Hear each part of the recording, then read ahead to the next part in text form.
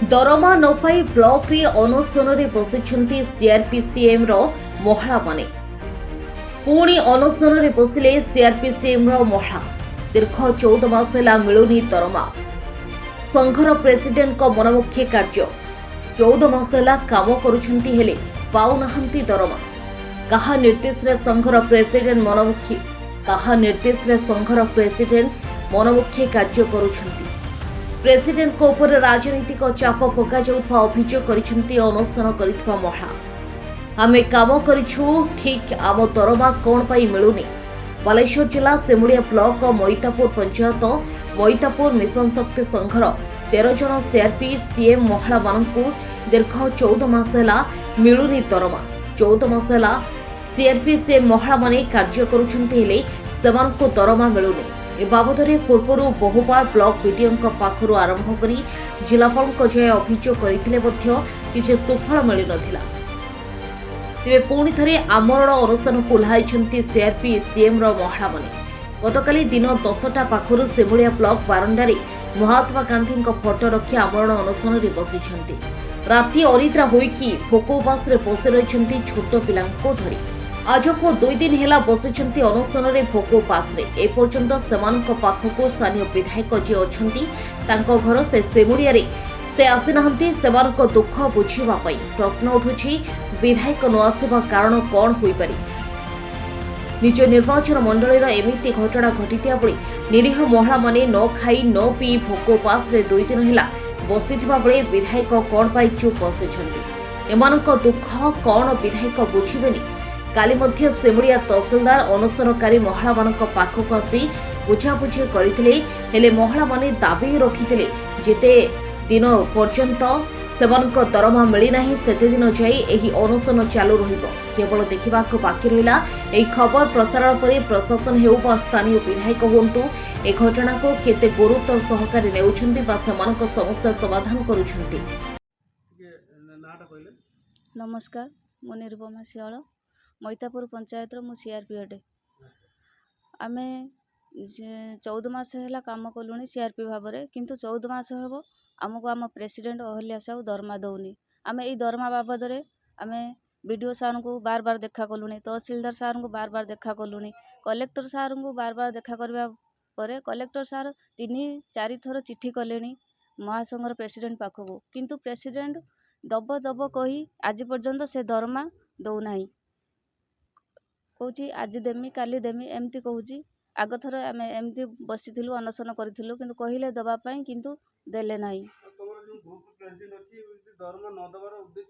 उद्देश्य तार राजनीतिक प्रेसर से दौना कि कौन आमे सेटा भी जानिनु आमे इंटरव्यू देइचु आमर योग्यता अच्छी चाकरी करबार किंतु योग्यता थाई भी आमको राजनीतिक प्रेसर आमको काम करबा परे भी सुधा आमको से दरमा दौनी आमे काली पाखरु आमे काली 10टा पाखरु आसी बसिलुणी एई चुट देखुथे मुझे 8 मासर छुआ को धरिकी काली राति पाखरु काली दिन 10टा पाखरु मुझे ये बसीची किंतु एपर्यंत सामने विधायक सार ये पाखरे थाई भी से आसुना देखा करने को सी कौन आम कथा कौन बुझे सी एपर्यंत भी सुधा देखा ना सी कौन बुझे कौन आम कथा यही मशारे छोट छुआ को धरिकी मुझे राति सारा ये अच्छी एपर्यंत भी आम जी प्रेसिडेंट अच्छा सी भी तो गोटे नारी सी कौन कौन देखा जाऊनी सब सी सब देखुं किंतु हृदय बोली किसी ना हृदय थे से निश्चित आसिक आमको देखा करते कलेक्टर सार से कहते 3 दिन भितर से लेटर भी देते आम पाखे लेटर भी अच्छी कहते से दरमा दवापाई 3 दिन हो सारा किंतु से आमको ए बाबद किसी जन ना काली बसला से आमको जनाऊँ दाबी तो अच्छी दाबी एमती बसबू आमको आम प्राप्य मिलू आमको दरमा मिल सारा पर जाइए उठबू आम योग्यता अच्छे आम चाकरी आम इंटरव्यू देचु चाकरी करूँ काम करूँ सबू ब्लॉक जी आम ऑफिशियल काम आम सब करूँ ट्रेनिंग भी आम नहींचु बालेश्वर आम जा 5 दिन ट्रेनिंग नहींचु सर्टिफिकेट भी पाइचु सबू पाइला पर भी सुधा से आमको फाँकी दौरान 14 मास दरमा पाई ना 14 मास काम करछंती काम करूँ सब ऑफिशियल काम सब आमर जी एसएचजी आम सब सीएलएफ सब काम आम करूँ आम पाखर भी सब प्रूफ अच्छी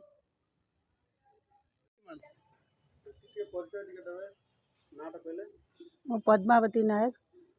ମୁଁ ମଇଦାପୁର ଜିପିଏଲ୍ଏଫ୍ର ହାଟ ମଇଦାପୁର 1 CLFର CRP ଭାବେ ଚୟନ ହେଇଛି। ଆମେ 14 ମାସ ହେଲା କାମ କରୁଛୁ, ହେଲେ ଆମକୁ ପ୍ରେସିଡେଣ୍ଟ ଦରମା ଦେଉନି।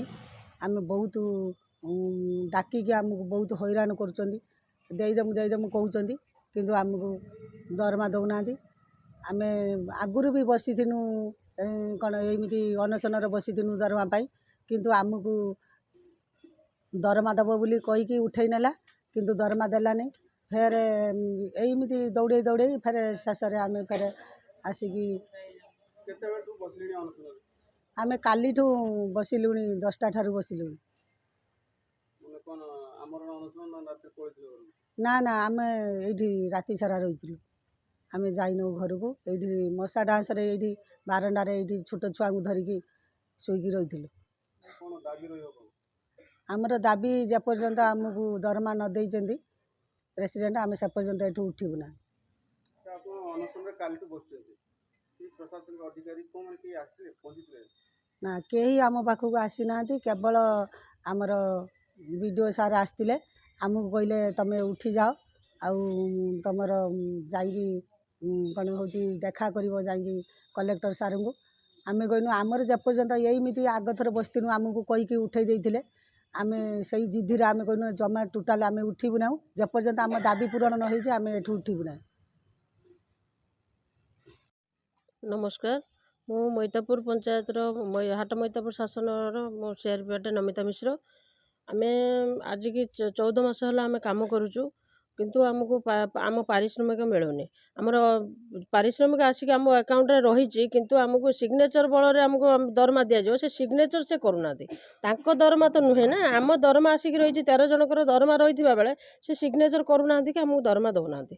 ସିଗ୍ନେଚର କରିଦେଲେ ଆମ ଦରମା ଆକାଉଣ୍ଟକୁ ପଳେଇ ଆସିବ, ସେ ସେତିକି କରୁନାହାନ୍ତି। ରାଜନୀତି ପ୍ରେସର ଏତେ ତାଙ୍କୁ ହେଇଛି ଯେ ଅଫିସ ବ୍ଲକର ଷ୍ଟାଫମାନଙ୍କୁ ବି ହେଇଛି ଯେ 3 ଦିନ ଭିତରେ ଯେତେବେଳେ କଲେକ୍ଟର ସାର୍ ଦେଇଛନ୍ତି 3 ଦିନ ଭିତରେ ଦରମା ଦିଆଯାଉ, ସେ ଚିଠିକି ଚାପିକି ରଖିଛନ୍ତି। ଆମେ କାଲି ବସିଲା ପରେ କାଲି ରାତି 8ଟା ବେଳେ ଆମକୁ ଦେଖାହେଉଛି ଯେ ତୁମର ଚିଠି ଆସିଛି ତୁମକୁ ଦରମା ଦେବା ପାଇଁ। 13 ଜଣଙ୍କର ଦରମା ଆସିଛି। ସେ 13 ଜଣଙ୍କର ଆମେ ନେଇଛୁ, ଟ୍ରେନିଂ ନେଇଛୁ, ସାର୍ଟିଫିକେଟ୍ ପାଇଛୁ।